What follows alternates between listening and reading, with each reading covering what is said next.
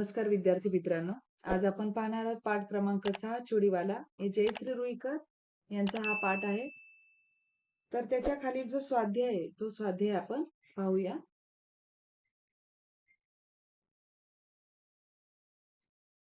खालील व्यक्तींच्या स्वभाव वैशिष्ट्यांची तुलना करा. त्यांनी अब्दुल आणि रघु भैया हे दोन दिले आहे. त्याची तुलना त्या दोघांची तुलना तुम्हाला करायची आहे. अब्दुल इतरांच्या आनंदात आनंद मानणारा.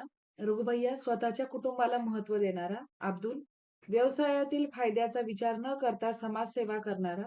रघुभैया स्वतःच्या धंद्यात फायदा कमवणारा.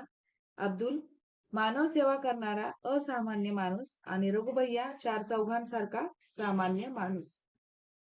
पुढे पहा प्रश्न दुसरा. खालील विधानांमागील कारणे लिहा. रस्त्यानं कोणी भेटलं तर सांगू नका तपोवनात जातो म्हणून. तर या विधानामागचं कारण आहे की अब्दुल तपोवनात कुष्ठरोगी स्त्रियांना बांगड्या भरण्यासाठी जात असल्याचे लोकांना समजले तर त्याचा विपरीत परिणाम त्याच्या धंद्यावर होईल असे शन्नूला वाटले. आजचा दिवस म्हणजे त्यांच्यासाठी पर्वणीच. तर या विधानामागचं कारण असं आहे की संक्रांतीच्या दिवशी तपोवनातील मुली व स्त्रियांच्या हातात बांगड्या भरल्यावर त्यांच्या चेहऱ्यावरचा आनंद पाहून अब्दुलला अनमोल आनंद मिळत असे. अब्दुलला ही दुर्मिळ संधी वाटत असे. पुढे पहा गुणविशेष लिहा. दाजी साहेब आणि शन्नूची स्वभाव वैशिष्ट्य विचारले तर दाजी साहेब तपस्वी समाजसेवक, वयोवृद्ध असूनही तडफदार, निस्वार्थी व त्यागी, माणुसकी जपणारे, समाज ऋण मानणारे. शन्नूची स्वभाव वैशिष्ट्ये कर्तव्य दक्ष गृहिणी, सर्वसामान्य विचार करणारी, गरिबीला त्रासलेली, मुलावर प्रेम करणारी आणि प्रगतीची आस असलेली. पुढचा प्रश्न चौथा. खालील वाक्यातील अव्यय शोधा व त्याचे प्रकार लिहा. मी डिस्क्रिप्शन बॉक्समध्ये शब्दांच्या जाती टाकलेल्या आहे. युट्यूबची लिंक टाकली आहे, ती तुम्ही पहा, समजून घ्या की शब्दयोगी, अवयन्वयी, केवल प्रयोगी किंवा क्रियाविशेषण, अव्यय म्हणजे काय आणि सव्यय म्हणजे काय हे तुम्हाला खाली पूर्णपणे स्पष्टीकरणासहित दिलेलं आहे. तर आपण पहिल्यांदा पाहू त्याचे वाक्य. अब्दुल जिल्हा अधिकारी कचेरीजवळ आला तर अव्यय आहे जवळ, त्याचा प्रकार आहे शब्दयोगी. तर तो कसा आला तर तुम्ही डिस्क्रिप्शन बॉक्समध्ये जी लिंक पाठवली आहे ती तुम्ही व्यवस्थित ऐका की जवळ हा शब्द शब्दयोगी म्हणून कसा आला. पुढे आहे तो एक आनंदाचा आणि चैतन्याचा दिवस आणि हे अव्यय आहे उभयान्वयी. बापरे केवढी मोठी वसाहत. तर बापरे हे उद्गारवाचक चिन्ह आहे, तर याला केवल प्रयोगी अव्यय असे म्हणतात.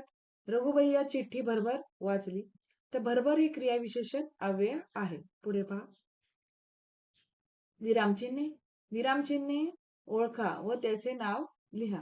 तर विरामचिन्हांची सुद्धा मी डिस्क्रिप्शन बॉक्समध्ये तुम्हाला लिंक पाठवलेली आहे. तर त्यामध्ये तुम्ही पहा की हे अवतरण चिन्ह, स्वल्पविराम किंवा पूर्णविराम हे कसं येतं आणि कसं ओळखलं जातं तर ते स्पष्टीकरणासह दिलेलं आहे. अरे पण चिठ्ठी मराठीतून आहे. तर दुहेरी अवतरण चिन्ह, स्वल्पविराम आणि पूर्णविराम. अनवर जेवला याच्यामध्ये पण दुहेरी अवतरण चिन्ह आणि प्रश्नचिन्ह ही विरामचिन्हांची ओळख आणि त्यांची नावे आहे. पुढे आहे स्वमत. तर प्रश्न जो 6वा दिलेला आहे उपमा अलंकार आणि उत्प्रेष अलंकार. मी हिंदीमधून अलंकाराची जी लिंक आहे ती डिस्क्रिप्शन बॉक्समध्ये टाकलेली आहे, पण मी ती हिंदीत सांगितलेली आहे. मराठी आणि हिंदी सारखंच असल्यामुळे ते हिंदी माध्यम मधल्या विद्यार्थी जे आहेत इंग्लिश मिडियमचे त्यांना लवकरात लवकर समजेल. मराठी माध्यमला तर हिंदी समजतच असते, म्हणजे हिंदी बोलतात त्यांना मराठी कठीण जातं, त्यासाठी मी हिंदीमधून अलंकार दिलेले आहेत डिस्क्रिप्शन बॉक्समध्ये. पुढे बघा. स्वमत. सत्यता पटवून द्या. अब्दुल एक थोर समाजसेवक. तर अब्दुल हा बांगड्या विकण्याचा व्यवसाय करणारा एक सर्वसामान्य माणूस, पण दाजी साहेबांच्या तपोवनातील कुष्ठरोगी स्त्रियांना वर्षातून 2दा बांगड्या भरण्यासाठी तो स्वतःहून तयार झाला.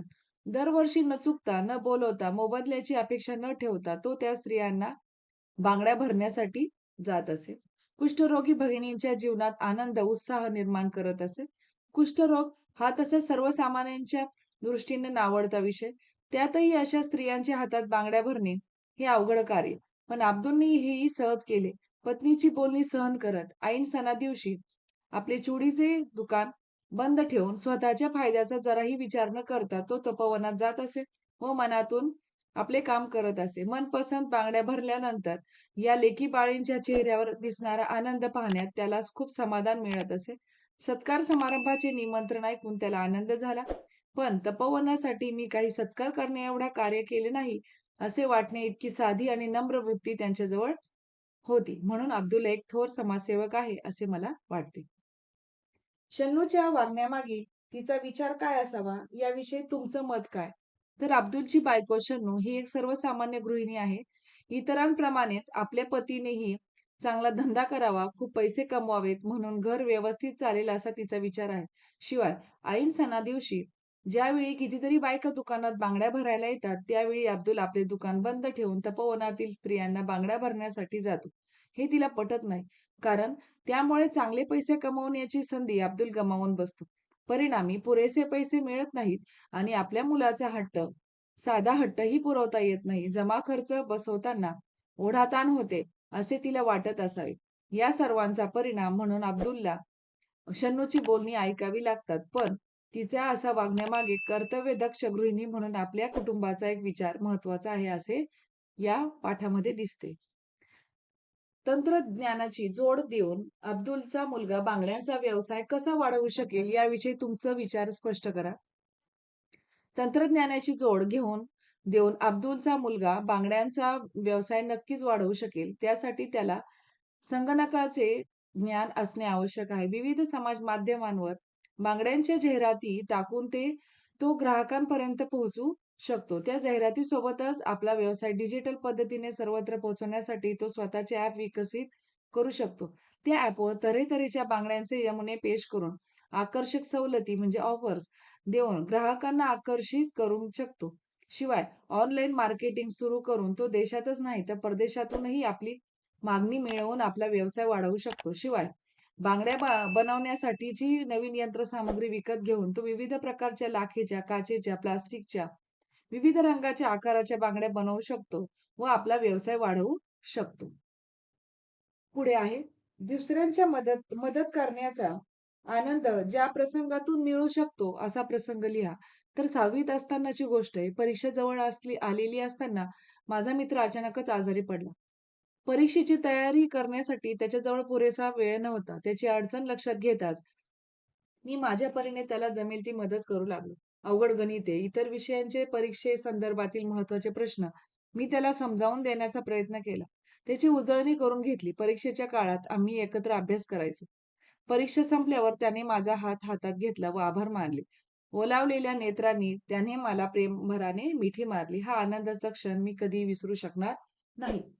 हा जो चुडीवाला पाठ आहे, या पाठातील हे प्रश्नांची उत्तरं तुम्ही तुमच्या वहीमध्ये लिहून घ्या. ठीक आहे? धन्यवाद.